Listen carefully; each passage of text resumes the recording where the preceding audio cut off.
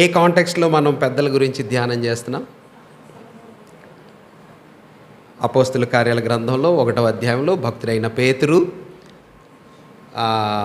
ఖాళీగా ఉన్నటువంటి కుర్చీని నింపాలి. ఎవరి కుర్చీ నింపాలి? అపోస్తులు అని పిలువబడే ఒక వ్యక్తి యొక్క కుర్చీ నింపబడాలి. అపోస్తుల కుర్చీ నింపబడాలంటే ఆయనకి ఏం కావాలి? అర్హతలు కావాలి. కొన్ని క్వాలిఫికేషన్స్ ఉండాలి, అర్హతలు ఉండాలి. అర్హతలు లేకపోతే, యోగ్యతలు లేకపోతే ఆ కుర్చీలో ఆ వ్యక్తి కూర్చోటానికి సాధ్యం కాదు. ఆ బేసిక్ థాట్, ఆ మూల అంశాన్ని ఆధారం చేసుకొని అనేకమైన సందర్భాల్లో అర్హులైన వారుగా ఉండవలసిన కొన్ని స్థానాలను గురించి మనం అధ్యయనం చేస్తున్నాం. ఓకే, సో దానిలో భాగంగా మనం లాస్ట్ పాఠంలో ఏమని ధ్యానం చేశామంటే, ఇది ఒక నారుమడి లాంటి పరిచర్య. అపోస్తుల కార్యాల గ్రంథం క్రొత్త నిబంధనకు, సంఘ స్థాపనకు నారుమడి లాంటి పరిచర్య. అపోస్తుల కార్యాల గ్రంథంలో మొలకలెత్తినటువంటి విత్తనాల్లాగా ప్రతి అంశం కనిపించిద్ది.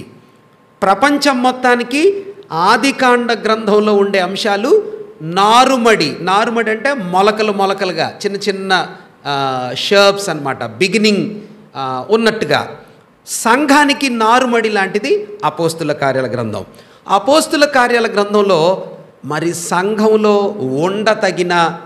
ఉండవలసినటువంటి కొన్ని స్థానాలు, ఆ స్థానాలలో ఉండవలసిన అర్హులైన వ్యక్తులు. వాళ్ళలో మొదటిగా మనము పెద్దలు, అధ్యక్షులు, బిషప్స్ లేకపోతే కాపరులు అనే వ్యక్తులు ఏ రీతిగా వాళ్ళు ఉండాలి అనే సంగతులను, వారికి ఏ విధమైన అర్హతలు ఉంటాయి అనే సంగతులను మనం అధ్యయనం చేశాం.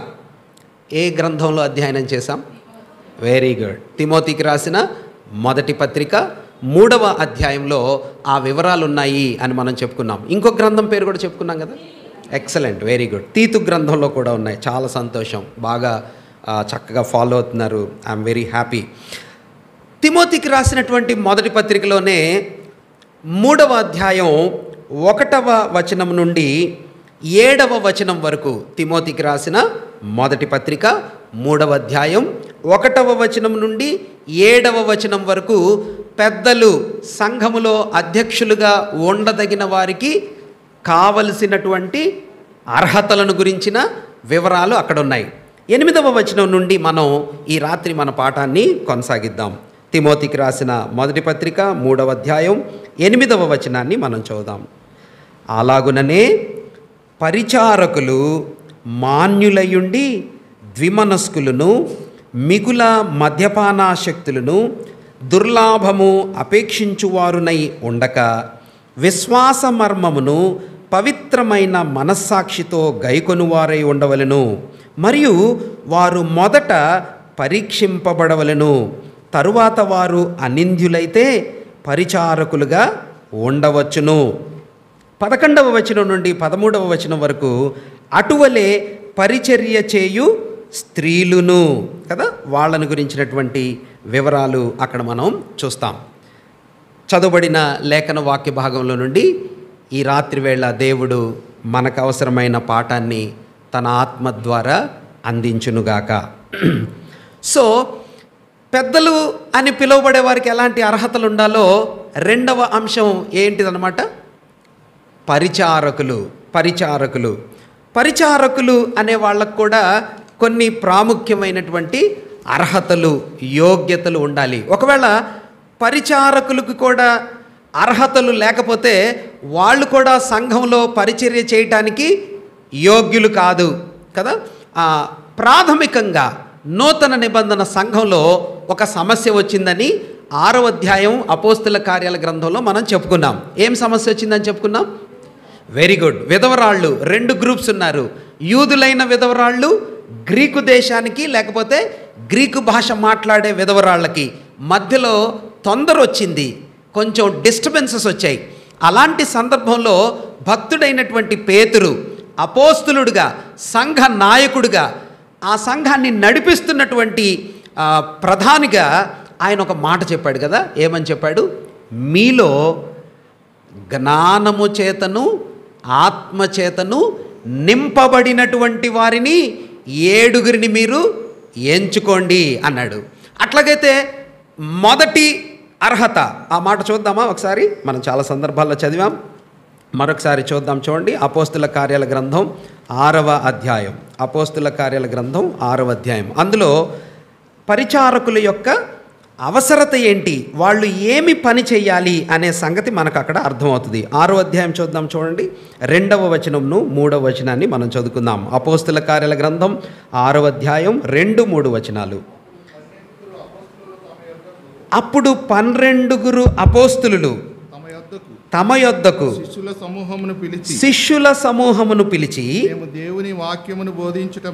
మేము దేవుని వాక్యము బోధించుట మాని ఆహారము పంచిపెట్టుట యుక్తము కాదు. కాబట్టి సహోదరులారా ఆత్మతోను జ్ఞానముతోను నిండుకొని మంచి పేరు పొందిన 7 మనుషులను మీలో ఏర్పరచుకొనుడి. మేము వారిని ఈ పనికి నియమింతము. వెరీ నైస్, థ్యాంక్ యూ అన్న. ఆ నియమించబడిన వారెవరో మనకి ఇక్కడ కనిపిస్తుంది. ఎంతమంది అపోస్తులు ఉన్నారంటే ఇక్కడ? ఎంతమంది అపోస్తులు ఉన్నారు? 12 మందికి 12 మంది అపోస్తులు ఇక్కడే ఉన్నారు. ఎందుకున్నారు అక్కడ?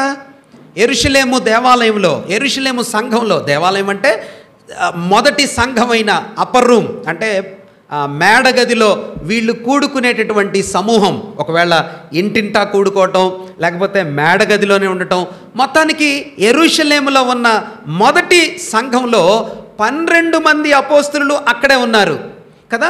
వాళ్ళే వడ్డిస్తున్నారు, వాళ్ళే భోజనాలు సర్వ్ చేస్తున్నారు, అన్ని పనులు వాళ్ళే చేస్తున్నారు. 12 మంది అపోస్తులే చేస్తున్నారు కదా. ఇప్పుడు అపోస్తులు చేస్తున్న ఆ పని, ఆ పరిచర్యలో కొంచెం డిస్టర్బెన్స్ వచ్చిందని చెప్పుకున్నాం కదా. ఇప్పుడు పేతురు భక్తుడు అంటున్నాడు, ఏమంటున్నాడు? మీలో జ్ఞానము చేతను ఆత్మచేతను నిండుకొని మంచి పేరు పొందినటువంటి 7 మంది మనకి కావాలి అంటున్నాడు. అంటే వీళ్ళు ఏం చేస్తారు? భోజనాలు వడ్డించడానికి వీళ్ళు కావాలా? భోజనాలు సర్వ్ చేయటానికి సేవకులు లేకపోతే పరిచారకులు కావాలా? వీళ్ళ ప్రాథమికమైన బాధ్యత అదేనా? ఏంటి మరి వీళ్ళ బాధ్యత? పరిచారకుడు అంటే ఆ పరిచారకుని యొక్క బాధ్యత, లేకపోతే ఆయన రోల్, ఆయన ప్రాథమికమైనటువంటి రెస్పాన్సిబిలిటీ ఏమిటి ఇక్కడ మనం అర్థం చేసుకోవచ్చు. ఎందుకు చెప్పారు అట్లాగా? భోజనాలు వడ్డించడానికి, చాపలు వేయటానికి, ఆ తర్వాత మైక్ పెట్టడానికి, ఇందుకోసమేనా? మరి దేనికి అయి ఉంటుంది? మనము అక్కడ ఒక క్లూ ఉంది, మనం చూద్దాం. చూడండి ఆ క్లూ ఏమిటో. 2వ వచనం. అప్పుడు 12 మంది అపోస్తులు అంటున్నారు, అపోస్తులు తమ యొద్దకు శిష్యుల సమూహమును పిలిచి మేము దేవుని వాక్యము బోధించుట మాని ఆహారము పంచిపెట్టుట యుక్తము కాదు. ఆహారం అనే మాటను పక్కన పెట్టండి, పంచిపెట్టుట అనే మాటను కూడా పక్కన పెట్టండి. ఇప్పుడు చూడండి, మేము దేవుని వాక్యము బోధించుట మాని అంటే ఏంటి? అంటే మేము దేవుని వాక్యాన్ని బోధించటం మానేసి ఏం పనులు చేయాల్సి వస్తుంది? భోజనాలు మానిటర్ చేయాలా, మైక్ సెట్ మానిటర్ చేయాలా, సభ అంతా బాగుందో లేదో మేమే చూసుకోవాలా.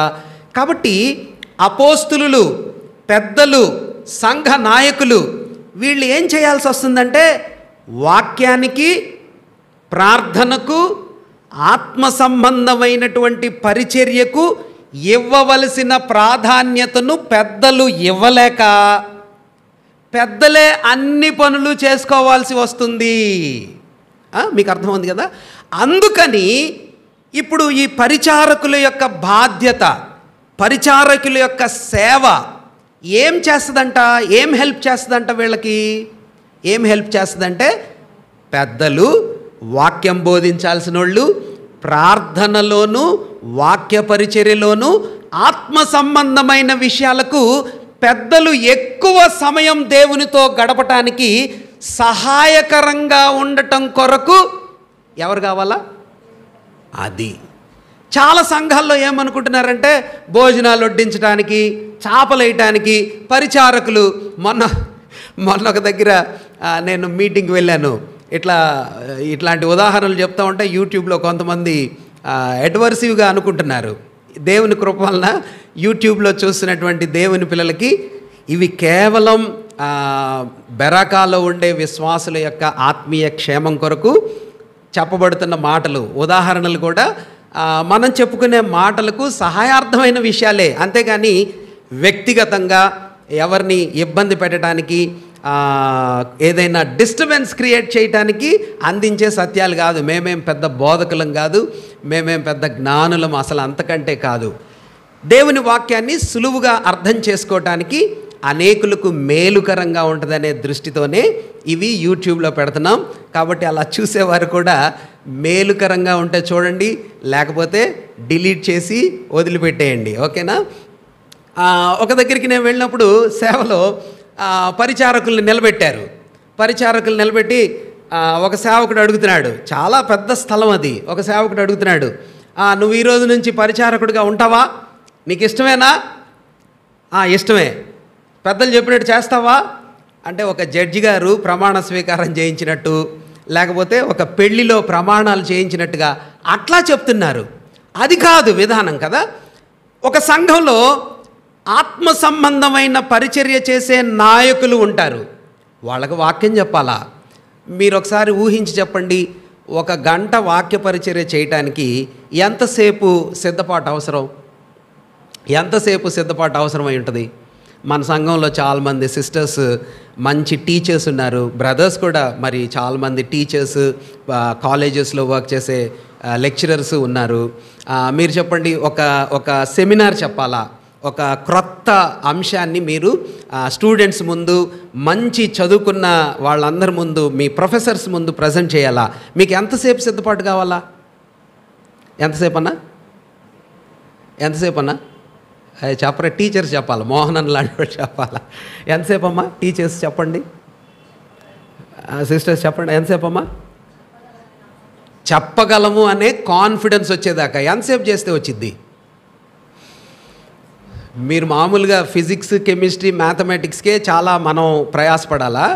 నేను కూడా డిఫెన్స్లో కొన్ని అంశాలని ఇంటర్నేషనల్ ప్లాట్ఫామ్లో కూడా నేను చెప్పాం. దానికి సిద్ధపడాలంటే దగ్గర నెలపాటుగా విషయాల్ని మనం సమగ్రపరచాలా. సరే, అది పక్కన పెట్టండి. ఒక మెడికల్ స్టూడెంట్ ఉన్నారు, ఒక డాక్టర్ ఉన్నారు, మన మధ్యలో చాలామంది మెడికల్ పిల్లలు ఉన్నారు. వాళ్ళు ఒక సెమినార్ చెప్పాలా? ప్రొఫెసర్స్, డాక్టర్స్, స్పెషలిస్ట్ డాక్టర్ల ముందు చెప్పాలి. వాళ్ళు ఎంతసేపు చెప్పాలా? వాళ్ళు ఎంతసేపు ప్రిపేర్ అవ్వాలా? చాలా పెద్ద హార్డ్ వర్క్ కావాలా. నేనంటాను, ఒక శరీరానికి సంబంధించినటువంటి డాక్టర్ గారే, ఒక సబ్జెక్టు సిలబస్కి సంబంధించిన ఒక ప్రొఫెసర్ గారే అంత సుదీర్ఘంగా సిద్ధపడి 2 గంటల, 2 రోజుల, 3 రోజుల, వారం రోజుల సిద్ధపడవలసిన అవసరం ఉంటే, ఆత్మ సంబంధమైన విషయాలు, పర్మనెంట్గా ఉండే విషయాలు, చెదరనివి, మారనివి, పరలోకానికి తీసుకుని వెళ్ళే అమూల్యమైన వాక్య ప్రమాణాలు, సత్యాలు బాగా విద్యావంతులు, అనుభవజ్ఞులు కూర్చున్న వాళ్ళు విశ్వాసంలో ఏమన్నా తక్కువ అనుకుంటున్నారా? నాకు అనిపిస్తుంది చాలాసార్లు బోధించే బోధ లేకపోతే నిలబడ్డంత వరకే, కానీ కొన్ని స్థలాలకు, కొన్ని సంఘాలకు వెళ్ళినప్పుడు అక్కడుండే కొందరు విశ్వాసులను చూస్తే, మొన్న మధ్యన కావలికి వెళ్ళాను. అక్కడ చదువులేని వృద్ధులైనటువంటి ముసలి వాళ్ళు, సహోదరీలు, వాళ్ళు ముందుకొచ్చి వాళ్ళ వార్షికోత్సవ సమయంలో ప్రభుని స్తుతిస్తూ ఉంటే, వాళ్ళకి చదువు లేదు, బైబిల్ రాదు, చదవలేరు. ఎంత అద్భుతమైనటువంటి, ఎవరు నేర్పించారు వాళ్ళకి? దేవుని ఆత్మ నేర్పిస్తాడు మనకి. కొరింథీ పత్రికలు మనం చూస్తాం. దాని అర్థం ఏంటంటే, ఒక సేవకుడు ఆత్మ సంబంధమైన పరిచర్య చేయాలంటే, వాక్యం కొరకు సిద్ధపడాలంటే, సహోదరి సిద్ధపడాలంటే చాలా ఆత్మీయమైనటువంటి సిద్ధపాటు, పోరాటం, ప్రార్థన కావాలా. విశ్వాసుల యొక్క సంఘంలో ఎంతమంది ఉన్నారని చెప్పుకున్నాం మనం? ఇప్పుడు కృపావరాలు కలిగిన వారు 1 కాపరులు, 2 అధ్యక్షులు, 3 సువార్తికులు. ఈ 3 గుంపులు ఇప్పుడున్నారు. పాత తరంలో, గడిచిపోయిన తరంలో అపోస్తులు, ప్రవక్తలు పునాదులలో ఉన్నారు. తెలుసు కదా మీకు ఆ మాటలు, నేను చెప్తున్న మాటలు మీకు అర్థమవుతున్నాయా? అర్థం కాలేదా? చూడండి, ఎఫ్ఎస్సీలకు భక్తుడైన పౌలు రాసిన పత్రిక, ఎఫ్ఎస్సీ పత్రిక. మనం సండే కూడా ఆ మాటలు మనం చూసినట్టుగా ఉన్నాం. అపోస్తుల కార్యాల గ్రంథం 2వ అధ్యాయం 20వ వచనం చూడండి. 2:20. అపోస్తుల కార్యాలు 2:20. క్రీస్తు యేసే ముఖ్యమైన మూలరాయి అయి ఉండగా అపోస్తులను ప్రవక్తలను వేసిన పునాది మీద మీరు కట్టబడి ఉన్నారు. ఎక్కడంట? పునాదిలో ఎవరున్నారు? పునాదిలో సంఘము యొక్క కట్టడము. ఇది సంఘం అనే కట్టడం అన్నమాట. ద చర్చ్ బిల్డింగ్, ఆత్మ సంబంధమైన సంఘము అనే కట్టడంలో పునాదుల లోపల 2 గ్రూప్స్ ఉన్నారు, 2 గ్రూప్స్ ఉన్నారు. ఎవరు ఆ గ్రూప్స్? అపోస్తులు, తర్వాత ప్రవక్తలు. వాళ్ళ పక్కన ఎవరున్నారు? మూలరాయి అయిన యేసుప్రభు వారు ఉన్నారు కదా. అంటే ఇది ఆత్మ సంబంధమైనటువంటి చర్చ్ అన్నమాట. మీకు తెలుసు కదా, ఎఫ్ఎస్సీ పత్రిక దేనికి రాశారు? ఆల్రెడీ మనం ఆదివారం కూడా ధ్యానం చేశాం కదా. ఐశ్వర్యాలు, దేవుని యొక్క ఐశ్వర్యాలతో ఆత్మ సంబంధమైన మందిరం కట్టారు. ఎఫ్ఎస్సీ పట్టణంలో అర్తమీదేవి యొక్క దేవాలయం ఉంటుంది, డయానా టెంపుల్ అంటారు. ప్రపంచ వింతలలో ఒకటి. దాని వైభవం, దాని బంగారం, దాని మీద కట్టబడినటువంటి అమూల్యమైన వస్తువులు దాని మీద కనిపిస్తూ ఉంటే, ప్రభువుకి సంబంధించినటువంటి ఆత్మ సంబంధమైన దేవాలయం చాలా చిన్నదిగా, పూర్గా, ఏమీ లేనట్టుగా కనిపిస్తుంది. ఇప్పుడు దీన్ని దేవుడు ఏ విధమైన ఐశ్వర్యాలతో కట్టాడు అని చెప్పటానికి పౌలు చెప్తున్నాడు. దేంతో కట్టాడంట? క్రీస్తు ప్రభువారనే మూల రాయిని తీసుకున్నాడు. అది అమూల్యమైన రాయి, దానికి వెల లేదు, దానికి అంటే దానికి కొలత లేదు. ఈ బిల్డింగ్ దేంతో కట్టారు? ఏదో ఒక వస్తువుతో కట్టారు, కానీ అమూల్యమైన రాయి ఇటలీ నుంచి తెప్పించారు. ఆ గొప్ప రాయితో కింద వేశారు. కిందంటే పునాదిలో పెట్టారు. యేసుప్రభు వారు మూలరాయి. ఆ మూలరాయి పక్కన ఎవరున్నారు? అపోస్తులు. అపోస్తులు పక్కన ప్రవక్తలు.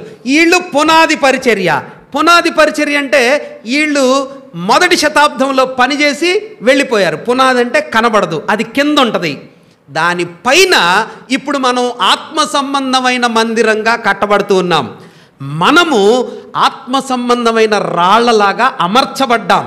అమర్చబడటం అంటే నేనొక రాయి, మీరొక రాయి, మీరొక రాయి. మన ఆత్మ సంబంధమైన రాళ్ల వంటి మనందరికీ సిమెంట్ అనే ప్రేమ చేత దేవుడు అతికించి మనందరినీ అమర్చాడు. ఈ అమర్చబడినటువంటి ఆత్మ సంబంధమైన రాళ్లలో కొన్ని అలంకరించబడినటువంటి రాళ్లలాగా ఉన్నాయి. ఏంటి ఆ అలంకరించబడిన రాళ్ళు? ఇప్పుడు చూద్దాం. చూడండి, ఎఫ్ఎస్సీ పత్రికలోనే ఉన్నాం కదా, 4వ అధ్యాయం 13వ వచనం. 4:13 చూడండి. 4:13 పరిశుద్ధులు సంపూర్ణులగునట్లు క్రీస్తు శరీరము అంటే సంఘము క్షేమాభివృద్ధి చెందుటకును, ఈ మాట గమనించండి, పరిచర్య ధర్మము జరుగుటకును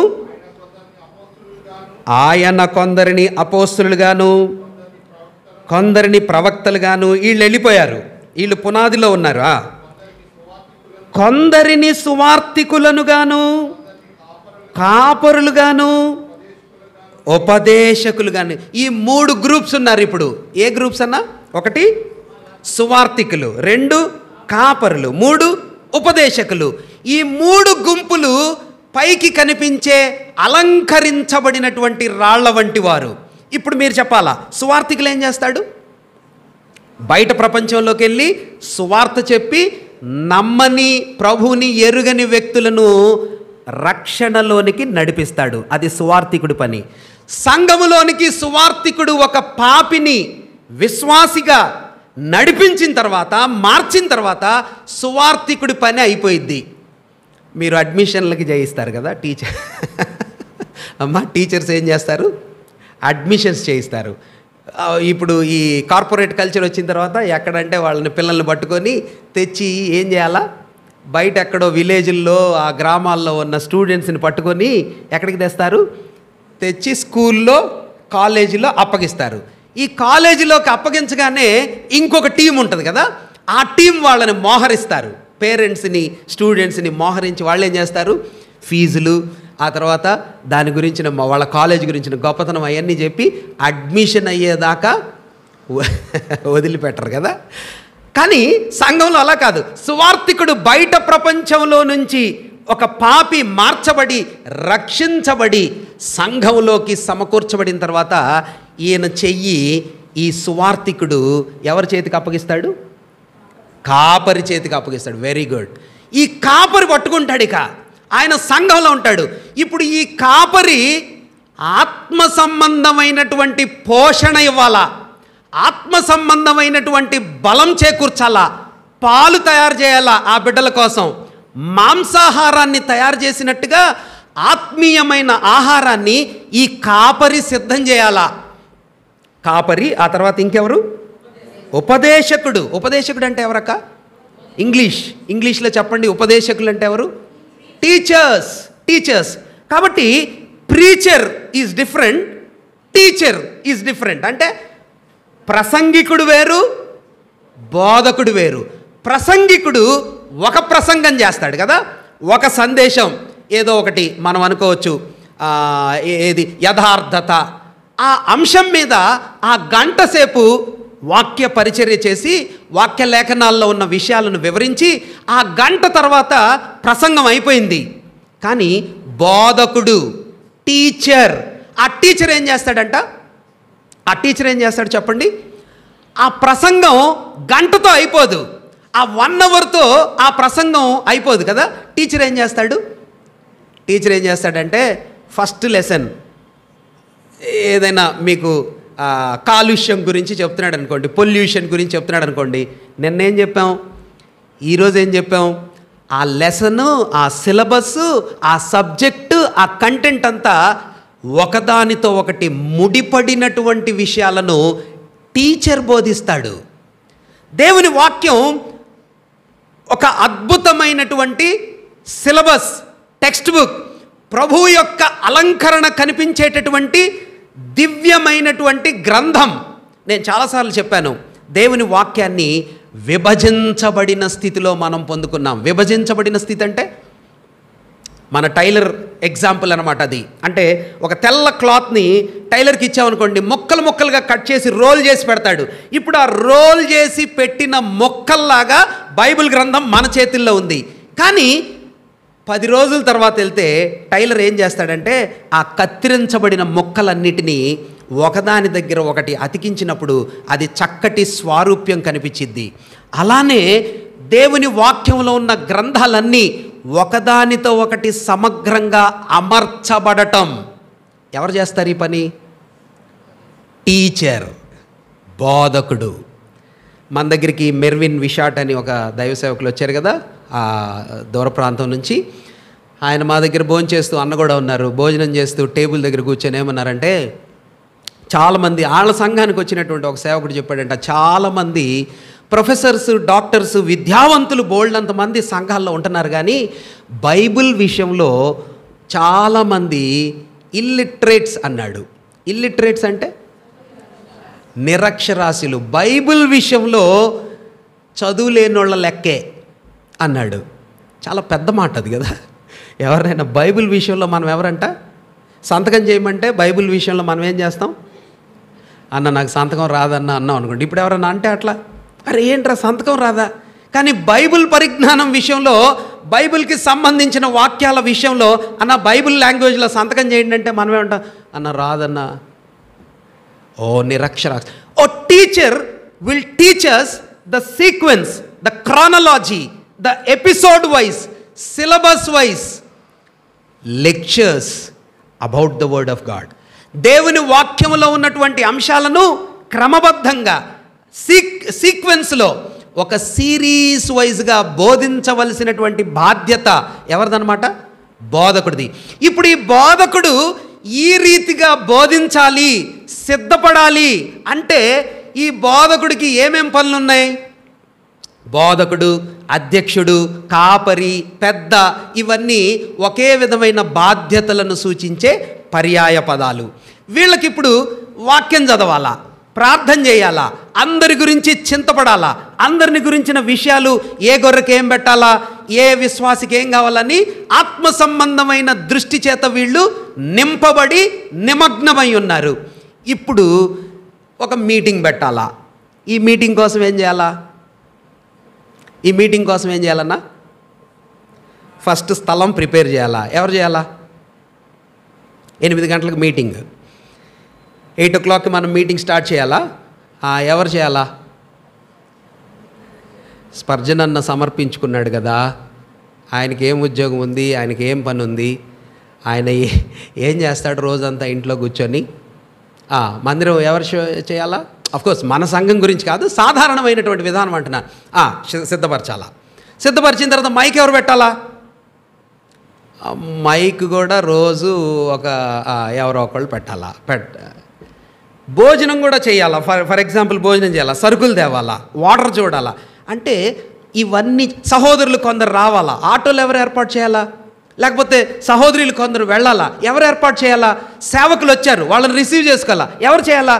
భక్తుడైన పేతురు అంటున్నాడు, ఈ పనులన్నీ చేయటానికి 12 మంది అపోస్తులు పెద్దలుగా, నాయకులుగా బాధ్యతలను, ఆత్మ సంబంధమైన పనులను చూసుకోవటానికి వాళ్ళకి సమయం కుదరట్లేదు. ఈ పనులు చేస్తే ఆత్మ సంబంధమైనటువంటి ధ్యానం, వాక్యం, ప్రార్థన ఇవి మేము చెయ్యలేకపోతున్నాము. కాబట్టి పెద్దలు, అధ్యక్షులు, ఉపదేశకులు, కాపరులు ఆత్మ సంబంధమైన వాళ్ళ పనులను సవ్యంగా చెయ్యగలగటానికి ఎవరు కావాలా? పరిచారకులు కావాలా. ఈ భావాలు మనం పాత నిబంధన వాక్య లేఖన భాగాల్లో కూడా చూడవచ్చు. ఒక చిన్న 2-3 ఉదాహరణలు నేను నోటితో చెప్తాను, మీరు గ్రహించగలరు, అర్థం చేసుకోగలరు నేను అనుకుంటున్నాను. నిర్గమకాండం 17వ అధ్యాయంలో ఇశ్రాయేలీలు మొట్టమొదటి యుద్ధాన్ని ఫేస్ చేశారు కదా. మొట్టమొదటి యుద్ధాన్ని ఫేస్ చేశారు. ఎవరితో యుద్ధాన్ని ఫేస్ చేశారన్నా? Very good, excellent. మీరు చెప్తారని నాకు తెలుసు. అమాలేకీలతో యుద్ధం చేశారు. ఏ ప్లేస్లో యుద్ధం చేశారు చెప్పండి? వెరీ గుడ్, చెప్పండి. రెఫీదీము అనే ప్లేస్లో కదా. రెఫీదీము అనే ప్లేస్లో అమాలేకీలతో ఫస్ట్ యుద్ధం చేశారు. ఎలా గెలిచారు? ప్రార్థన ద్వారా. అదే ఎట్లా ఆ ప్రాసెస్ ఆఫ్ యుద్ధం. Very good. మోషే భక్తుడు చేతులు పైకెత్తితేనేమో ఇశ్రాయేలీలు గెలుస్తున్నారు, చేతులు దిగిపోతే అమాలేకీలు గెలుస్తున్నారు, అంటే ఇశ్రాయేలీలు ఓడిపోతున్నారు. అక్కడ మొదటిసారిగా మనం పరిచారకుల యొక్క సహాయాన్ని మనం చూస్తాం. ఏం చేశారంట పరిచారకులు ఇద్దరు? కిషోర్ అన్న తెరిస్తే చదవండి అన్న. అతని చేతులు అన్న స్లోగా చదవండి. ఒకడు ఈ ప్రక్కను, ఒకడు ఆ ప్రక్కను, అతని చేతులను ఏం చేశారంట? ఆదుకొనగా. ఆ పరిచర్య ఉందే. ఏం పరిచర్య? ఆదుకోవటం. ఎవరిని ఆదుకున్నారు? మోషేని ఆదుకున్నారు. మోషేను పక్కన పెట్టి వీళ్ళు చేతులు పైకెత్తలా. మనం గమనించాల్సిన విషయం ఏంటంటే, అన్న నీ చేతులు బరువు ఎక్కినాయి కదా, నేను ఈ ప్లేస్లో నిలబడి చేతులు పైకెడతాలే అనలా. చేతులు పైకెత్తాల్సింది ఎవరంటే కాపరే, నాయకుడే, అధ్యక్షుడే, ఉపదేశకుడే. మరి ఎంతసేపు చేతులు పైకెత్తి పెడతాడు? అబ్బో చేతులు నొప్పి వచ్చేస్తున్నాయి. పైగా మోషేకి ఎంత వయసు? 80 పైన ఉన్నాయి. అప్పటికే 80 పైన ఉన్నాయి. అప్పుడే ప్రయాణాన్ని మొదలుపెట్టారంటే 90 అనుకోండి, 85 అనుకోండి. అలాంటి సమయంలో చేతులు ఎంతసేపు ఎత్తి పెట్టుకుంటాడు? నొప్పులు వస్తున్నాయి కదా. అప్పుడు పక్కన ఒక పక్కన ఎవరున్నారంటన్నా? అహరోన్ నిలబడ్డాడు. ఇంకొక పక్కన ఎవరు నిలబడ్డారన్నా? హూరు నిలబడ్డాడు. వీళ్ళిద్దరూ ఆ చేతులు, బరువెక్కిన చేతులను ఏం చేశారంట? పైకెత్తుకొని అట్లానే పట్టుకున్నారు. అంటే ఈయన కూర్చొని ఆయన చేతులు రెండింటిని అట్లాగా వాళ్ళ మీద ఆనిచ్చి పెట్టాడు. ఈ పరిచర్య ఉందే, దీన్నే పరిచారకుల యొక్క పరిచర్య అంటారన్నమాట. ఇంకొక ఉదాహరణ కూడా మనం చూడవచ్చు, అనేకమైన ఉదాహరణలు చూడవచ్చు. మీకు తెలిసినటువంటి ఇంకొక పరిచారకుడు పేరు చెప్తారా? పాత నిబంధనలో పరిచారకుడు భక్తుడైన మోషేకి. Very good sister. 33:11 చదవండి అన్న ప్లీజ్. 33:11 నిర్గమకాండ గ్రంథం 33:11 వచనాన్ని మనం చదువుదాం. 33:11 నిర్గమకాండ గ్రంథం. మనుష్యుడు తన స్నేహితునితో మాట్లాడినట్లు ఒక మనుష్యుడు ఒక ఫ్రెండ్తో, స్నేహితుడితో మాట్లాడినట్టు యెహోవా మోషేతో ముఖాముఖిగా మాట్లాడుచుండెను. యెహోవా భక్తుడైన మోషేతో ముఖాముఖిగా మాట్లాడుతూ ఉన్నాడు. తరువాత అతడు పాలెములోనికి దిగి వచ్చుచుండెను. పాలెములోనికి తిరిగి వచ్చుచుండెను. అతని పరిచారకుడును నూను కుమారుడైన యెహోషువ అను యవనస్తుడు గుడారంలో నుండి వెలుపలికి రాలేదు. ఎప్పుడన్నా ఇది ఎక్కడ? 32వ అధ్యాయం మనం ధ్యానం చేశాం కదా, మీకు గుర్తుందా? 32వ అధ్యాయం పైనేమో మోషే ఉన్నాడు, కిందేమో అహరోన్ ఉన్నాడు. కిందేమో అపవాది కార్యాలు జరుగుతున్నాయి, పైనేమో దైవికమైన ఆరాధనకు సంబంధించిన విషయాలు జరుగుతూ ఉన్నాయి. మోషే కిందకు వచ్చాడు, ఇశ్రాయేలీయుల మీద కోపగించుకున్నాడు, 2 పలకలను పగలగొట్టాడు కదా. పగలగొట్టిన తర్వాత దేవుడు ఒక మనిషిలాగా బిహేవ్ చేశాడా? దేవుడు మనిషిలాగా బిహేవ్ చేశాడంటే మనిషిలో ఉండే క్వాలిటీస్ ఆయనలో ఉండేవి పెట్టాడు కాబట్టే మనం బిహేవ్ చేసేది, ఆయన బిహేవ్ చేసేది ఒకటేలాగా ఉంటాయి. మనకెందుకు కోపం వచ్చింది అనుకుంటున్నారు? మనిషికి ఎందుకు కోపం వచ్చింది? దేవుడికి కోపం వచ్చింది కాబట్టి. మనకెందుకు బాధ కలిగిద్ది అనుకుంటున్నారు? అమ్మా, దేవుడికి బాధ కలిగిద్ది కాబట్టి. మనకెందుకు పౌరుషం, జలసి అంటారు కదా, ఏమనాలి దాన్ని? ఎవడైనా మనల్ని ప్రేమించేవాడిని ఎవడైనా లాక్కున్నాడు అనుకోండి, మనకేమొచ్చింది? ఈర్ష్య. మీకు వస్తుందా రాదా? మనకిష్టమైన వాళ్ళని, మన వాళ్ళని ఎవరైనా ఇంకొకళ్ళు దోచుకుంటున్నారనుకోండి, దొంగిలిస్తున్నారనుకోండి, లాక్కుంటున్నారనుకోండి, మీకు కోపం రాదా? పౌరుషం రాదా? ఏంట్రా నా భార్యని అంటున్నావు, ఇదేంటి అలా చూస్తున్నాడు అనరా మీరు? పరిశుద్ధాత్మదేవుడు అంతకంటే సెన్సిటివ్ తెలుసా మీకు?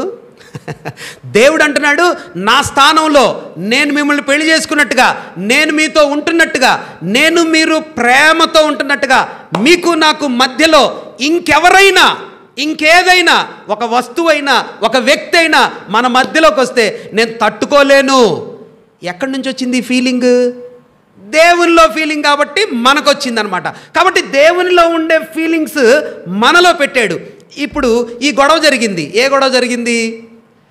మోషే కిందకి రావటం, పలకలు పగలగొట్టడం, ప్రభువుకి కోపం వచ్చింది, దేవుడికి కోపం వచ్చింది. దేవుడికి కోపం వచ్చి ఏమన్నాడు తెలుసా? ఏమన్నాడన్నా? చూడండి ఏమన్నాడు? 33వ వచనం, 33వ అధ్యాయం, క్షమించండి, నిర్గమాకాండ గ్రంథం 33వ అధ్యాయం 3వ వచనం చదవండి అన్న. నేను ముందుగా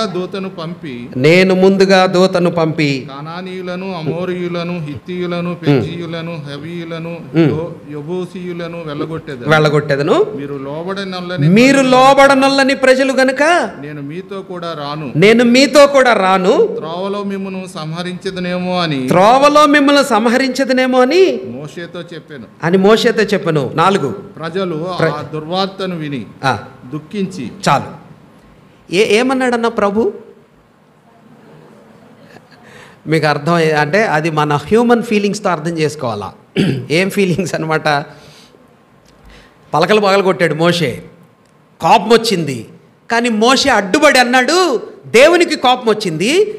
ప్రభువుకి ఆ ఇశ్రాయేలీలకి మధ్యలో మోషే అడ్డుపడి ఏమన్నాడంటే, ప్రభువా ప్లీజ్ వాళ్ళని ఏమి డిస్ట్రాయ్ చేయబాక, వాళ్ళనేమి నాశనం చేయబాక, నీ ప్రజలే కదా, నువ్వు కానీ వాళ్ళ మీద నువ్వు నీ ఓర్పు చూపించకపోతే నా పేరు కొట్టేసేయ్యా, నీ జీవగ్రంథంలోంచి నా పేరన్నా తీసేయి. అంతగా ప్రార్థన చేశాడు. అప్పుడు దేవుడు కూల్ అయ్యాడు, దేవుడు నెమ్మది పొందాడు. అంటే కోపం తగ్గించుకున్నాడు. కానీ ఇప్పుడు మనం మాట్లాడతాం చూడండి, ఎవరికైనా 2 ఫ్రెండ్స్ మధ్యలో కోపం వచ్చింది కానీ అంటాను చూసారా, దేవుడు అన్నాడు, సరే నువ్వు మొరపెట్టావు కదా, నీ మాట వింటున్నా, మీరు బయలుదేరిపోండి, మీ దారిలో మీరు వెళ్ళండి, మిమ్మల్ని అక్కడికి చేర్చాలి కదా. కనాన్లో ఎబూసీలు, పెరిజ్జీలు, హివీలు వీళ్ళందరూ ఉన్నారు కదా, వాళ్ళని వెళ్ళగొట్టే పని నేను చేస్తానని చెప్పా కదా, నేను చేస్తా, కానీ నేను రాను మీతో. మీకు అర్థమైందా? అది దేవుడు అన్నమాట. నేను రావాలి కదా, నేను మాత్రం రాను, నేను అలిగాను. అర్థమైందా మీకు?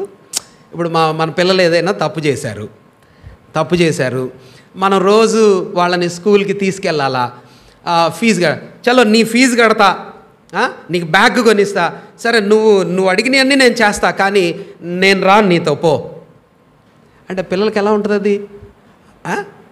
అమ్మ మా డాడీ లేకపోతే మా మా మమ్మీ నా మీద చాలా ప్రేమ చూపిస్తున్నాడు కానీ కోప్పడుతున్నాడు కదా, నాతో సరిగా లేడు. అందుకని ఇశ్రాయేలీయులు ఏమన్నారంట, ఆ దుర్వార్త విని 4వ వచనం 33:4 అంటున్నాడు, ప్రజలు ఆ దుర్వార్తను విని. ఏ దుర్వార్త? నేను మీతో రాను కానీ మీ పని చేస్తా, మీరు చేరాల్సిన ప్లేస్కి చేరుస్తా, మీకు వాగ్దానం చేసే కదా, నా వైపు నుంచి ఏం టెన్షన్ రాదు, మీకు నేను చేయాల్సింది చేస్తా, కానీ మీరు ఇట్లాంటి వెననొల్లని ప్రజలు కాబట్టి నేను రాను మీతో. అట్లా అన్నాడు ప్రభు అని ఇంకొక పని చేశాడు. ఇంకో పని ఏం చేశాడు తెలుసా అన్న? చూడండి 7వ వచనం చదవండి. అంతటా మోషే గుడారమును తీసి పాలెము వెలుపలికి వెళ్ళి పాలెమునకు దూరంగా దాన్ని వేసి దానికి ప్రత్యక్షపు గుడారం అని పేరు పెట్టాను. అప్పటి నుంచే మొదలైంది ఈ ప్రత్యక్షపు గుడారం. ఎట్లా? అప్పటిదాకా ప్రభు ఎక్కడున్నాడంటన్నా? మధ్యలోనే, వాళ్ళ మధ్యలోనే ఉన్నాడు. కానీ ఇక ఈ గొడవ జరిగిన తర్వాత, ఏ గొడవ? వీళ్ళు నా పిల్లలు మాటినట్లేదు అని ప్రభువు వాళ్ళ మీద కోపగించుకొని, మీతో నేను అలిగాను పో, నేను మీతో రాను అని చెప్పినట్టుగా ప్రభువు తన కోపాన్ని ప్రదర్శించి, అప్పుడు మోషే అన్నాడంట, దేవుడికి చాలా కోపం వచ్చినట్టుంది, మన మధ్యలోనే ఉంటే ఆయనకి చాలా కష్టంగా ఉన్నట్టుంది అని దేవుని యొక్క గుడారాన్ని భక్తుడైన మోషే ఏం చేశాడంటన్నా? దూరంగా వేశాడు.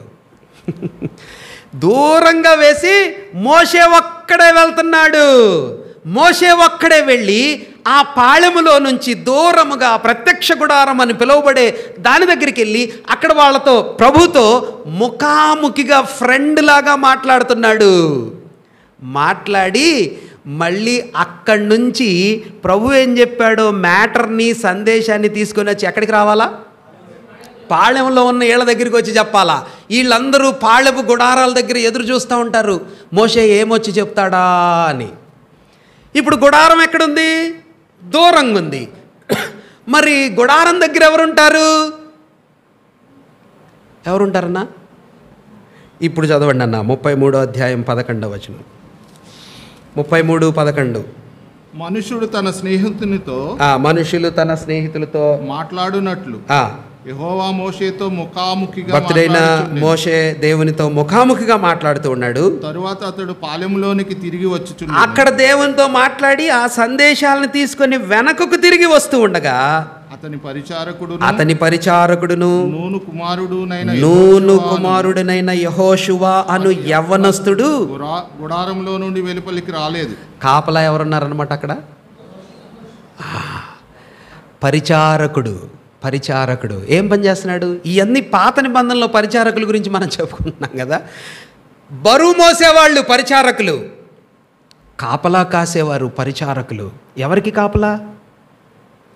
ఆత్మ సంబంధమైన ప్రాపర్టీ, ఆత్మ సంబంధమైన దైవ ప్రసన్నత, ఆత్మ సంబంధమైన దేవుని యొక్క ఆభరణాలు, ఉపకరణాలు, వస్తువులని కాపుదల కాసేటటువంటి బాధ్యత ఎవరిదన్నమాట? మోషే కేవలం సందేశాన్ని తీసుకొస్తున్నాడు. ఆ సందేశాన్ని విని, ఆ సందేశాన్ని గుర్తుపెట్టుకొని, ఆ సందేశాన్ని తీసుకొచ్చి మనుషులకు చేరవేసేదే మోషే మైండ్ అంతా ఆక్యుపై అయిపోయింది. ఇప్పుడు ఆ ప్రత్యక్ష గుడారం ఒక్కటే అక్కడే ఉండిపోతే ఎవరు టేక్ కేర్ చేస్తారు? ఒక పరిచారకుడు ఉన్నాడు కదా. ఆ పరిచారకుడు మోషే వెళ్ళినప్పుడు, అన్న చింతపడబాకండి అన్న, మోషే అంకుల్ డోంట్ వరీ, ఈ గుడారం దగ్గర నేనుంటా, దీని కమ్మలు, దీని తెరలు, దీని పెక్స్, దీని టెంట్, ఇవన్నీ నేను చూసుకుంటా, I will take care of it. ఒకవేళ దైవ సేవకులు ఎవరైనా పరిచర్య కోసం, ఫర్ ఎగ్జాంపుల్ సాల్మన్ అన్న లేరు, నేను లేను, who will take care of this tabernacle? ఈ గుడారాన్ని ఎవరు చూస్తారన్నా? అన్న ఎవరు చూస్తారు? బేతెస్తా ఎవరు చూస్తారు? బెరాకా ఎవరు చూస్తారు? మన సంఘమే కాదు, వేరే సంఘాల్లో కూడా ఎవరు చూస్తారు? ఓ పరిచారకులు కావాలి అన్న. మీరేం చింతపడబాకండి, మీరేమి అధైర్యపడబాకండి. ఆత్మ సంబంధమైన పరిచర్య జరిగించటానికి పరిచారకులు అక్కరగా ఉన్నారు. అర్హమైన వారుగా కావాలి. ఇట్లా మనం అనేకమైన ఉదాహరణలు చెప్పుకోవచ్చు. భక్తుడైనటువంటి ఏలియా ప్రవక్తగా ఉన్న సమయంలో ఎలీషా ఏం చేసేవాడంట? Very good. ఆయన చేతుల మీద నీళ్లు పోసేటటువంటి ప్రవక్త, పరిచారకుడు. చూడండి అన్న, రాజులు 2వ గ్రంథం అని కూడా, రాజులు 2వ గ్రంథం 3వ అధ్యాయం 11వ వచనం చూడండి. 3వ అధ్యాయం 11వ వచనం, రాజులు 2వ గ్రంథం 3:11.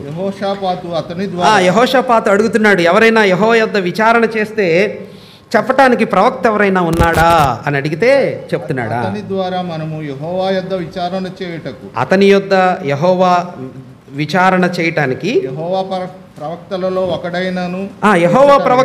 ఒకడైనా ఇచ్చట ఉన్నాడా అని అడిగాడు యెహోషాపాతు రాజు అడిగాడు. అంతటి ఇశ్రాయేలు రాజు, అప్పుడు ఇశ్రాయేల్ రాజు ఇట్లా అంటున్నాడు, సేవకులలో ఒకడున్నాడు,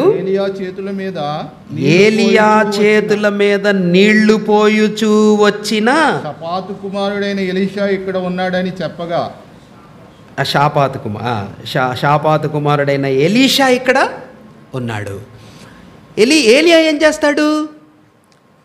దైవ ప్రత్యక్షతలు పొందుతాడు, దేవునితో మాట్లాడతాడు, ఉపవాసం ఉండి ప్రార్థన చేస్తాడు, ప్రయాణాలు చేస్తాడు. ఎలీషా ఏం చేస్తాడు? ఏలియాకి చేతుల మీద నీళ్లు పోస్తాడట. ఎంత అద్భుతమైన పరిచర్య కదా ఇది! పరిచారకుడు, బరువు మోసేవాడు, కాపలా ఉండేవాడు, సహాయం చేసేవాడు, నీళ్లు పోసేవాడు, ఇలాంటి పర్యాయ పదాలు, భావాలు వచ్చే అర్థాన్ని సూచిస్తున్నటువంటి మాట పరిచారకులు కదా. పరిచారకుల యొక్క బాధ్యత ఆత్మ సంబంధమైన విషయాల గ్యాప్లో నిలబడటం, అది ప్రాముఖ్యమైన అంశమని మనం గుర్తుపెట్టుకోవాలి. ఇప్పుడు ఇలా పరిచారకులుగా సేవ చేయవలసిన వ్యక్తులు క్రొత్త నిబంధనలో జ్ఞానము చేతను ఆత్మచేతను నిండుకొనిన వారై ఉండాలి, మంచి పేరు పొందుకున్న వారై ఉండాలి అని అపోస్తుల కార్యాల గ్రంథం 6వ అధ్యాయంలో మనం చూస్తున్నాం.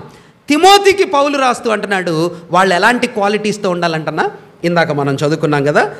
వాళ్ళు ఒకటి నేను ఫాస్ట్గా చెప్తాను. వాళ్ళు ఎలాంటి వాళ్ళు అంటే మాన్యులు. చూడండి, మాన్యులు. తిమోతికి రాసిన మొదటి పత్రిక 3వ అధ్యాయం 8వ వచనం. పరిచారకులు ఒకటి, మాన్యులు. మాన్యులు అంటే ఎవరు అంటే దాని అర్థం ఏంటి? మాన్యులు రెస్పెక్టబుల్, ఆనరబుల్, గౌరవింపతగిన వారు. ఎప్పుడు గౌరవిస్తామన్నా ఒక వ్యక్తిని? ఈ రోజుల్లో కల్చర్ గౌరవించటం ఎప్పుడు? మంచి బట్టలు వేసుకున్నప్పుడు, లేకపోతే మంచి డబ్బులు ఉన్నట్టుగా కనిపిస్తే. ఈ మధ్య ఇంకొక కల్చర్ ఏంటంటే ఏంటి, ఇంగ్లీష్లో మాట్లాడితే ఇంగ్లీష్లో మాట్లాడామంటే చాలా పెద్ద సెటప్ ఉన్నట్టు అనమాట. అంటే ఈజ్ వెరీ బిగ్ మ్యాన్ అన్నట్టు. చూడండి, ఇంగ్లీష్లో మాట్లాడే వాళ్ళని గౌరవించిన, డబ్బులు ఉన్న వాళ్ళని గౌరవించిన, అధికారం ఉన్న వాళ్ళని గౌరవించిన, అవన్నీ జీరో కదా, వాటి వలన ఏం ప్రయోజనం లేదు. ఆత్మ సంబంధమైనటువంటి విషయాలలో గౌరవింపతగినటువంటి వ్యక్తిగా ఒక పరిచారకుడు ఉండాలి. దైవసేవకులు ఎస్ ఆనందం గారు వారి గ్రామంలో నడిచిపోతూ ఉన్నప్పుడు, ఆ గ్రామంలో ఆయనేమి అంత పెద్ద గ్రేట్ మ్యాన్ ఏం కాదు, ఈజ్ అ సింపుల్ సాధారణమైన దైవసేవకుడు. ఆయన దారింట నడిచిపోతూ ఉంటే ఆ దారిలో ఉండే గ్రామ ప్రజలు, చుట్టలు తాగేవాళ్ళు కూడా వెనక్కి పెట్టుకునేవాళ్ళంట. ఆయన వాళ్ళతో ఎప్పుడు మాట్లాడేవాడు కాదు, గర్దించేవాడు కాదు, వాళ్ళని ఏమనేవాడు కాదు. ఎందుకు ఈయన మాట్లాడితే వాళ్ళు వెనక్కి పెట్టుకునేవాళ్ళు? మాన్యులు. పెద్దలు రాజారావు గారు మాన్యులు అంటే వాళ్ళ భక్తి జీవితాన్ని ఆధారం చేసుకొని గౌరవింపదగినటువంటి రీతిగా వాళ్ళు బ్రతికేవాళ్ళు. కానీ ఆత్మ సంబంధమైనటువంటి గౌరవం ఎట్లాగా? నువ్వు నాకు వందనాలు ఎందుకు చెప్పలా? అట్లా కాదట. నువ్వు నన్ను ఎందుకు పలకరించలా? అట్లా కాదట. మన జీవితం ఎలా ఉండాలట? గౌరవింపదగినదిగా. ఆయన ప్రార్థనా జీవితం, ఆయన విధానం, ఆయన జీవిత విధానం మాన్యమైనటువంటి వ్యక్తిగా, దైవికమైనటువంటి బలంతో నింపబడిన వ్యక్తిగా ఆయన కనిపించాలా. అది మాన్యులు అంటే గౌరవింపతగిన వారు. రెండోది ఏంటన్నా, ద్విమనస్కులు. ద్విమనస్కులు అంటే రెండు మనసులు ఉన్నాడు. పరిచారకుడు, ఆత్మ సంబంధమైన పరిచారకుడు. పెద్దలు లేని సమయంలో పెద్దలు చేయదగిన బాధ్యతలను చేయటానికి, ఆ గ్యాప్లో నిలబడి చేయటానికి అర్హమైనటువంటి వ్యక్తి ఎవరు అంటే రెండు మనసులున్నాడు కాదు. రెండు మనసులు అంటే ఏంటి కింద చెప్పాడు, సిస్టర్ చెప్పారు ఆ రోజు. ఏంటిదంట రెండు మనసులు అంటే? రెండు నాలుకలు ఉన్నాడు. రెండు నాలుకలు ఉండేవాడు పరిచారకుడుగా ఉండతగినవాడు కాదు. రెండు నాలుకలు అంటే మనం దేవుని వాక్యంలో రెండు రెండు అనే అంశాలు చాలా కనిపిస్తాయి కదా. మనకి ఎన్ని జన్మలు ఉన్నాయమ్మా? రెండు జన్మలు. ఒకటి శరీర సంబంధమైన జన్మ, రెండు ఆత్మ సంబంధమైన జన్మ. ఈ రెండు జన్మలు ఉన్నాయి విశ్వాసికి కదా. ఒకటి శరీర సంబంధమైన జన్మ, నికోదేముతో అంటున్నాడు కదా. ఒకటి రెండోది ఆత్మ సంబంధమైన జన్మ. మరి ఈ రెండు జన్మలు ఉన్నప్పుడు పునరుద్ధానాలు కూడా రెండు ఉన్నాయి. రెండు పునరుద్ధానాలు, ఒకటి జీవ పునరుద్ధానం, వెరీ గుడ్ అక్క. రెండు తీర్పు పునరుద్ధానం లేక మరణ పునరుద్ధానం. రెండోసారి లేచే వాళ్ళందరూ మరణానికి, మొదటిసారి లేచే ప్రభునందు నిద్రించిన విశ్వాసులందరికీ పరలోకం. రెండు పునరుద్ధానాలు, రెండు జీవాలు ఉన్నాయి కదా, రెండు జన్మలు. ఆ తర్వాత రెండు నిబంధనలు కూడా ఉన్నాయి కదా మనకి. ఒకటి క్రొత్త నిబంధన, ఒకటి పాత నిబంధన. విశ్వాసులకి రెండు మార్గాలు కూడా ఉన్నాయి. Very good. ఒకటి ఇరుకు మార్గం, ఇంకోటి ఏ మార్గంలో మనం కోరుకోవాలా చెప్తాం, కానీ మనసు విశాలంగా ఉండే దాని మీద ఉంటుంది. తర్వాత విశ్వాసులకి ఇద్దరు యజమానులు ఉన్నారు కదా. కొండ మీద ప్రసంగంలో ప్రభు అంటాడు, ఒక వ్యక్తి ఇద్దరు యజమానులకి చేయలేడు. పాపానికి దేవుడికి, దయ్యానికి దేవుడికి, లోకానికి దేవునికి, స్నేహం, ఫ్రెండ్షిప్, బానిసత్వం లేకపోతే సర్వీస్, సేవ, సిరికి దేవుడికి, డబ్బులకి దేవుడికి సేవ చేయలేం కదా. ఈ రెండు యజమానులు, ఇద్దరు యజమానులు కూడదు. ఇంకేమన్నాయి ఇప్పుడు అంటున్నాడు, రెండు తలంపులు. రెండు తలంపులు మీకు గుర్తుంటుంది కదా, మనం చాలా సందర్భాల్లో చెప్పుకుంటాం.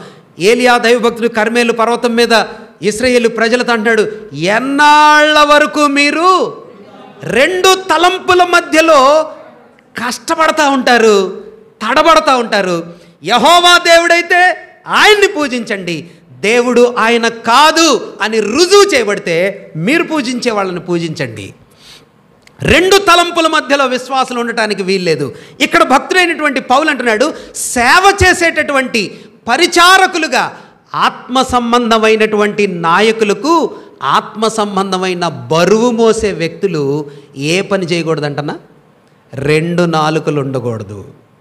రెండు నాలుకలు అంటే నేను లాస్ట్ టైం చెప్పాను కదా, ఒక బ్రదర్ దగ్గరికి ఆయనకు అనుకూలమైన మాటలు, ఇంకొక బ్రదర్ దగ్గర ఆయనకు అనుకూలమైన మాటలు, ఒక సిస్టర్ దగ్గరికి వెళ్ళగానే ఆ సిస్టర్కి అనుకూలమైన మాటలు, ఇంకొక సిస్టర్ దగ్గరికి వెళ్ళగానే ఆమెకు అనుకూలమైన మాటలు. ఇంతకీ ఏది నిజం? మీరు స్పర్జనన్న దగ్గర చెప్పిన మాట నిజమా, లేకపోతే ఇంకొక సహోదరుడి దగ్గర చెప్పిన మాట నిజమా? ఒక సిస్టర్ దగ్గర చెప్పింది నిజమా, ఇంకొక సిస్టర్ దగ్గర చెప్పింది నిజమా? ఏ మాట నిజం? రెండు తలంపులు.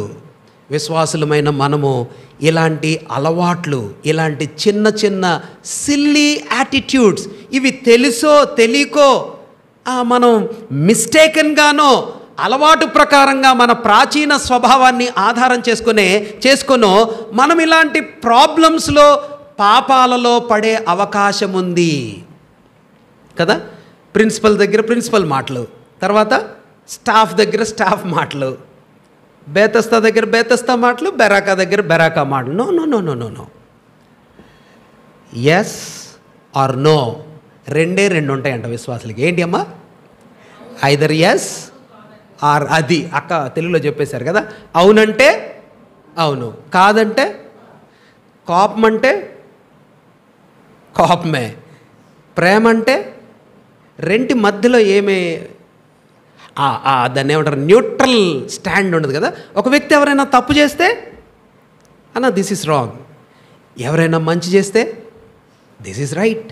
కాబట్టి పరిచారకులుగా నియమించబడటానికి, సేవ చేయటానికి అర్హమైనటువంటి వ్యక్తులు ఎవరు అంటే 2 నాలుకలు, 2 ఆలోచనలు, 2 విధాలైనటువంటి ఒపీనియన్స్ ఉండేటటువంటి వ్యక్తులు దైవికమైన ఆత్మ సంబంధమైన పరిచర్యలో కుదరవు. అలాంటివి చాలా ఉన్నాయి కదా. లాభం అపేక్షించకూడదు, దుర్లాభాన్ని అపేక్షించేవారు ఉండకూడదు. దుర్లాభం అంటే దుర్లాభం, లాభం అంతే కదా. మనం కొంచెం డబ్బులు పెట్టాము, దాని మీద ఎంత డబ్బులు రావాలా? 5,000 పెట్టాను, 5,000కి ఎంత రావాలా? బాగా చెప్పారు, 50,000. ఎట్లా వస్తుందన్నా? లెక్క ఎట్లా వస్తుంది? 5,000కి 50,000. కానీ ఒక పరిచారకుడు వాటి వెంట పరిగెత్తే వ్యక్తిగా ఉండకూడదు. నేను ఇది చిన్న పని చేశాను, లేకపోతే చిన్న పని మీద నేను ఇన్వెస్ట్ చేశాను, నాకు ఎంత రావాలా? డబ్బులు వచ్చేయాలా, లేకపోతే నాకు బాగా ఎక్కువ లాభం కలిగేసేయాలా. దుర్లాభాన్ని ఎక్కువగా కోరుకునే మనిషిగా ఉండకూడదు. మీరు కానీ గమనిస్తే సంఘ పెద్దలకు కూడా ఇవన్నీ చెప్పాడు. ఏకపత్ని పరుషుడై ఉండాలా, మాన్యుడై ఉండాలా, ధనాపేక్ష ఉండకూడదు, దురాశాపరుడై ఉండకూడదు. అంటే మీరు గమనిస్తే సంఘ పెద్దకి పరిచారకుడికి ఏం పెద్ద వ్యత్యాసాలు లేవు. ఇద్దరికీ ఒకటే విధమైనటువంటి క్వాలిటీస్ ఉండాలా. ఒక్క మాట మనం చూసి దాన్ని క్లోజ్ చేద్దాం. చూడండి 9వ వచనాన్ని చదవండి ప్లీజ్. 9వ వచనం 3:9 తిమోతికి రాసిన మొదటి పత్రిక 3:9. విశ్వాస మర్మమును పవిత్రమైన మనసాక్షితో గైకొనువారై ఉండవలెను. పవిత్రమైన మనసాక్షితో గైకొనువారై ఉండవలెను. ఈ భావం చాలా ప్రాముఖ్యమైనది. ఏ భావం? అన్న విశ్వాస మర్మమును పవిత్రమైన మనస్సాక్షితో గైకొనేవారుగా ఉండాలి. ఎవరు? పరిచారకులు. ఈ మాట అర్థం మనం గ్రహించాలి. విశ్వాస మర్మమును పవిత్రమైన మనస్సాక్షితో గైకొనువారు. విశ్వాస మర్మం అంటే దేవుని వాక్యంలో మర్మము అంటే ఏదో ఒక పెద్ద మిస్టరీ అని కాదు దాని అర్థం. ఒకప్పుడు సీక్రెట్, అది ఇప్పుడు బయలుపరచబడింది. ఒకప్పుడు తెలీదు, ఇప్పుడు తెలియపరచబడింది. ఇలాంటి అంశాలను మర్మము అన్నాడు. దైవభక్తిని గూర్చినటువంటి మర్మము, పునరుద్ధానాన్ని గూర్చినటువంటి మర్మము, సంఘాన్ని గూర్చినటువంటి మర్మము అప్పుడు తెలియదు. అబ్రహాముకి తెలీదు, ఎవరికి తెలీదు. కాబట్టి ఇప్పుడు తెలిసినాయి. అపోస్తులకి చెప్పాడు, పౌలు గారికి చెప్పాడు. ఇప్పుడు అవి బయలుపరచబడినవి కాబట్టి, ఒకప్పుడు సీక్రెట్గా ఉన్నాయి కాబట్టి అలాంటి అంశాలను దేవుని వాక్యంలో మర్మము అన్నాడు. ఈ పరిచారకుడు అనేవాడు విశ్వాసానికి సంబంధించినటువంటి వాక్య ప్రమాణాలు, సత్యాలు, సంగతులు ఒకప్పుడు తెలియనివి ఇప్పుడు ప్రభు బయలుపరచినవి ఒక పరిచారకుడు ఏం చేయాలంట? ఏం చేయాలన్నా? తెలిసిన వాడై ఉండాలా, పవిత్రమైన మనస్సాక్షితో యాక్సెప్ట్ చేసేవాడుగా ఉండాలా.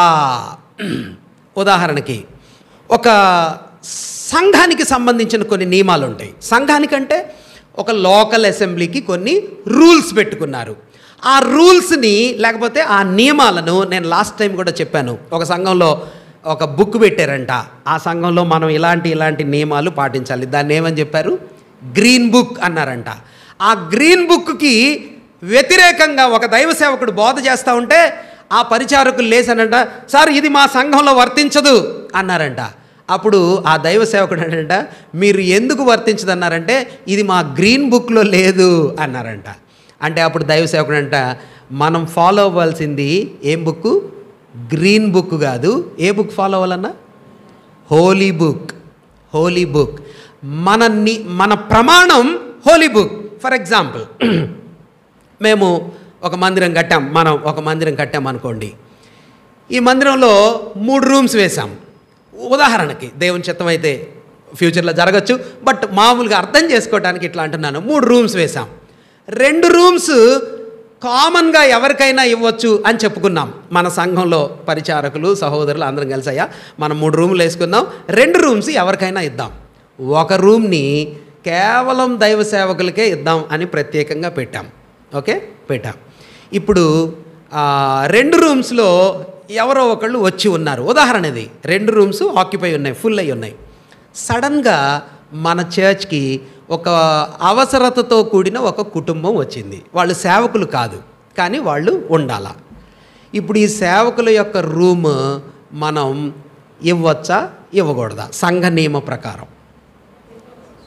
అమ్మా మరి మనందరం అలాగా అది కేవలం సేవకులకని పక్కన పెట్టాం కదా, ఎందుకు ఇవ్వచ్చు అనా? అవసరం. ఇంకా కరెక్టే మీరు చెప్పింది. జనరల్గా కామన్ సెన్స్లో సాధారణమైన క్రైస్తవ మనస్సుతో ఆలోచించే ఎవరైనా ఇట్ ఈస్ రైట్ అంటారు. కానీ ఒక పరిచారకుడు కామన్ సెన్స్ మాత్రమే కాదు, ఆత్మ సంబంధమైనటువంటి విశ్వాస సహితమైనటువంటి థింకింగ్ ఉండాలి అంటున్నాడు కదా. విశ్వాస మర్మమును పవిత్రమైన మనస్సాక్షితో స్వీకరించేవాడు. ఇప్పుడు ఒక ఆయన వచ్చి కంప్లైంట్ చేస్తాడు, అన్న ఈ దైవ సేవకుడు పిచ్చి పని చేశాడన్నా, మన సంఘంలో ఒక సేవకుడు కోసం పెట్టిన గదిని వేరే వాళ్ళకి ఇచ్చాడన్నా, ఈయన పనికిరాడన్నా అని నా మీద నెపం పెట్టారు. ఇప్పుడు మీరు జడ్జి చేయాలా? ఏం చేయాలా? దేన్ని ఆధారం చేసుకొని చేయాలా? Very good, excellent. వాక్యాన్ని ఆధారం చేసుకొని చేయాలా. మీరు ఒక ఉదాహరణ చెప్పాలా, అన్న వాక్యంలో ఇలా ఉంది కదా, దాన్ని బట్టి ఇదేమీ తప్పు కాదు అని చెప్పాలా. ఏం చెప్తారు వాక్యంలో? ఒక పరిచారకుడు అలా వాక్య మర్మాన్ని, వాక్య సత్యాన్ని, విశ్వాస సహితమైనటువంటి సంగతులను అనలైజ్ చేయటానికి, బ్యాలెన్స్ చేయటానికి, వే చేయటానికి వాక్యం ఎరిగిన వాడుగా ఉండాలా. ఎక్కువ డబ్బులు ఇచ్చేవాడు కాదు, పెద్ద ఉద్యోగస్తుడు కాదు, అందరిలో ప్రముఖుడు కాదు. సంఘంలో ఒకవేళ స్థలం ఇస్తే ఇచ్చుండును గాక, డబ్బులు ఇస్తే ఇచ్చుండును గాక, అలాంటి వ్యక్తి కాదు. మరి ఎలాంటి వ్యక్తి కావాలట? విశ్వాస మర్మమును పవిత్రమైన మనస్సాక్షితో. అంటే పవిత్రమైన మనస్సాక్షితో అంటే ఏంటన్నా? న్యూట్రల్గా. ఇప్పుడు మా ఫ్యామిలీ వాళ్ళే వాళ్ళు అక్కడ పెట్టినోళ్ళు, ఎక్కడ ఆ సేవకుడు రూమ్లో పెట్టినోళ్ళు ఎవరన్నా? మా వాళ్ళే. ఇప్పుడు నేనేం చేస్తా? సపోర్ట్ చేస్తా. మీ వాళ్ళు కాదు వాళ్ళు. అప్పుడు మీరేం చేస్తారు? అపోజ్ చేస్తారు. అట్లా ఉండకూడదు. విశ్వాస మర్మమును పవిత్రమైన మనశ్శాఖతో, వాడు మావాడైనా కాకపోయినా, వాడు మనోడా కాదా, అవేమి చూడరు. ఒక నిజమైన విశ్వాసి, మా అక్క, మా తమ్ముడు, మా అమ్మ, మా నాన్న, మా చెల్లి, నా భార్య, అలాంటి ఫీలింగ్స్ ఉండకూడదు. If my wife does something wrong, a right believer will say she is wrong. If my brother says something wrong in the assembly, and a right believer say my brother is wrong. చాలా సందర్భాల్లో నేను విన్నా మన సంఘంలో, ఆయన మా తమ్ముడు లేకపోతే ఆయన మా అన్న, ఆయన తప్పు చేసినా రైటే. దిస్ ఈజ్ నాట్ కరెక్ట్, అది కరెక్ట్ కాదు. మేబీ మన సంబంధాలు ఉండొచ్చు కాక, కానీ విశ్వాస సహితమైన విషయాలను నిర్ణయం చేసేటప్పుడు, తీర్పు చెప్పేటప్పుడు దేనిని ఆధారం చేసుకొని చెప్పాలంటే, అన్న వాక్యంలో ఇట్లా లేదు కదా, వాక్యం ఇలా చెప్పట్లేదు కదా, మరి దీన్ని మనం సరిచేసుకోవాలా. ఉదాహరణకి లూకాసు వార్త 12వ అధ్యాయంలో, సమయం ఫాస్ట్గా అయిపోతుంది, క్షమించండి, మత్తయి సువార్త 12వ అధ్యాయంలో భక్తుడైన దావీదు పాత నిబంధనలో ఒక దగ్గరికి వెళ్ళి భోజనం అడిగాడు కదా, యాజకుడి దగ్గర ఫుడ్ అడిగాడు కదన్నా. 3వ వచనం చూడండి, 12:3, మత్తయి 12:3. ఆయన వారితో ఇట్లనే, చదవండి అన్న. భక్తుడైనటువంటి దావీదు ఆయనతో కూడా ఉన్నవారు ఆకలిగొని ఉండగా దావీదు చేసిన దాన్ని గూర్చి మీరు చదవలేదా? అతడు దేవుని మందిరంలో ప్రవేశించి యాజకులే తప్ప తానైనను తనతో కూడా ఉన్నవారైనను తినకూడని సముఖపు రొట్టెలను తినెను. సముఖపు రొట్టెల్ని తిన్నాడు కదా. మరియు చాలండి అన్న. అంటే కొన్ని నియమాలు బ్రేక్ చేసినట్టుగా కనిపిస్తున్నాయి, కానీ అవి ఆత్మీయమైనటువంటి విధానాల్లోనే ఉన్నాయి. వర్డ్ ఆఫ్ గాడ్ సేస్ ప్రేమ కోసం కదా, పవిత్రమైన ప్రేమ కోసం ఒక విశ్వాసి ఒక చర్చి లైన్ని క్రాస్ చేస్తే పరిచారకులు దాన్ని అర్థం చేసుకోగలిగిన సమర్థులుగా ఉండాలా. ఆటో నిండింది, మా పాప బయట ఉంది, ఇంకొక సిస్టర్ పెద్ద ఆంటీ కూడా ఉన్నారు. ఇప్పుడు ఎవరిని ఎక్కించాలి ఆటోలో?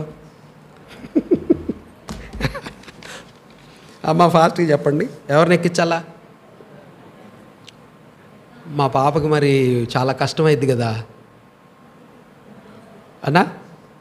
ఒక పరిచారకుడు స్పిరిచువల్ మైండెడ్, ఆత్మ సంబంధమైన రీతిలో పవిత్రమైన మనస్సాక్షితో దైవికమైన విషయాలను రిసీవ్ చేసుకోవటానికి రెడీగా ఉంటాడు. ఇంకా అనేకమైన ఆయన ఇంకొకటి ఏమన్నాడన్నా, అతను పరీక్షించబడిన వాడుగా ఉండాలా. పరిచారకుడు ఏం చేయబడాలంట? విక్టర్ మోజెస్ అంకుల్ ఎప్పుడు చెప్తూ ఉంటారు కదా, ఏమని చెప్తారు? That the thing which is not tested not trusted అని చెప్తాడు అంకుల్. ఏమంటాడు? ఆ something that is not tested that cannot be trusted. ఒకవేళ పరీక్షించబడకపోతే నమ్మటానికే వీల్లేదుట. యోసేపు 13 సంవత్సరాలు పరీక్షించబడ్డాడు రాజు కాకముందు. మోషే 40 సంవత్సరాలు అరణ్యములో ఏం చేయబడ్డాడు? పరీక్షించబడ్డాడు. యెహోషువ కమాండర్గా కాకముందు మోషే దగ్గర పరీక్షించబడ్డాడు. భక్తుడైన దావీదు రాజసింహాసనానికి వెళ్ళటానికి ముందు పరీక్షించబడ్డాడు. మన రక్షకుడైన యేసు ప్రభు వారు కూడా మహాప్రభువుగా మహిమపరచబడటానికి ముందు 40 దినాలు దేవుని పరిచారకులమైన మనం కూడా పరీక్షించబడాలా. అలాగా అర్హమైన విషయాలు ఉన్నప్పుడు వారు సంఘంలో పరిచారకులుగా ఉండటానికి అర్హులవుతారు. దేవుడి తలంపులు మనందరి వినికిడిలో దీవించునుగాక. ఆరాధికుల యొక్క అర్హతలు, బోధకుల యొక్క అర్హతలు ప్రభు చిత్తమైతే ముందున్న దినాల్లో మనం ధ్యానం చేద్దాం.